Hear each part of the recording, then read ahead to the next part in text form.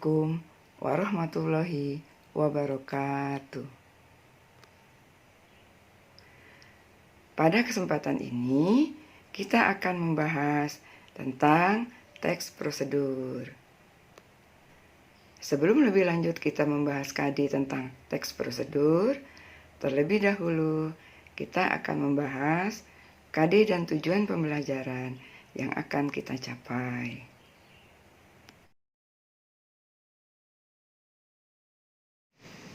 KD yang akan kita pelajari yaitu 3.1. Mengonstruksi informasi berupa pernyataan-pernyataan umum dan tahapan-tahapan dalam teks prosedur. 4.1. Merancang pernyataan umum dan tahapan-tahapan dalam teks prosedur dengan organisasi yang tepat secara lisan dan tulis. Tujuan pembelajaran.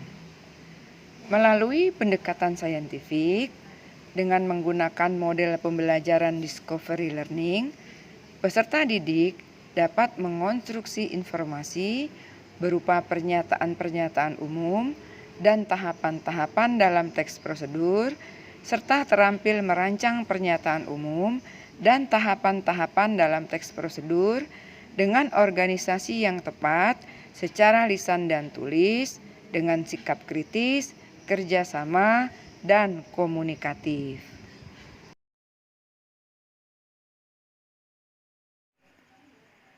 Berikut ini kita akan membahas pengertian teks prosedur.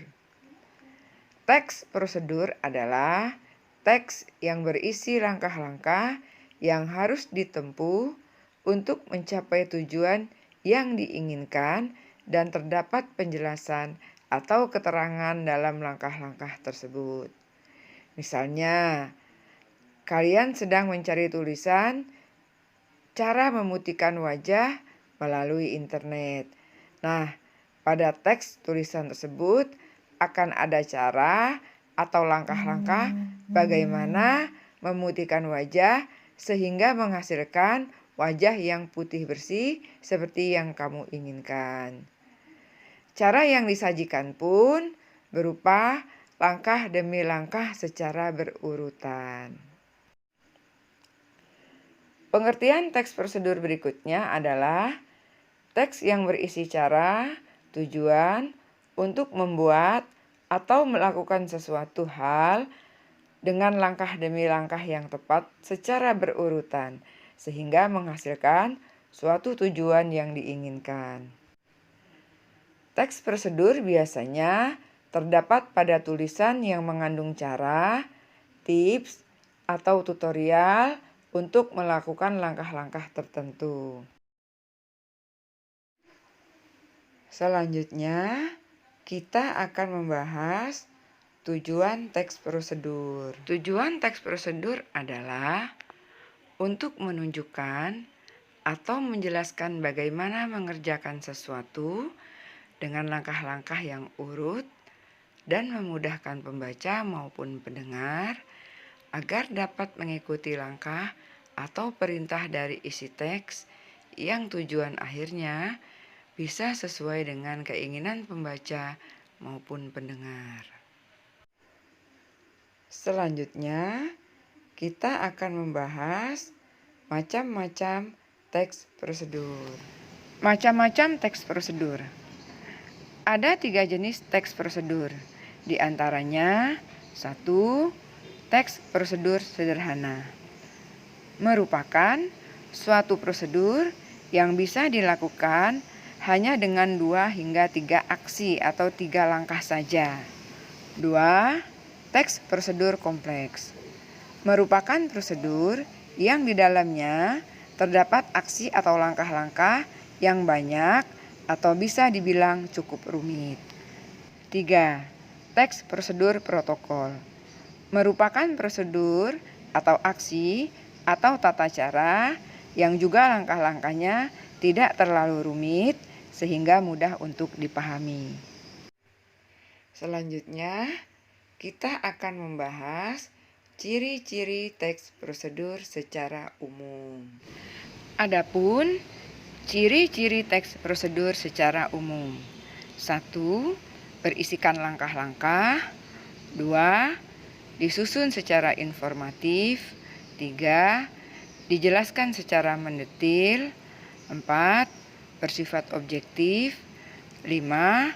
Langkah berkelanjutan dengan penjelasan. 6.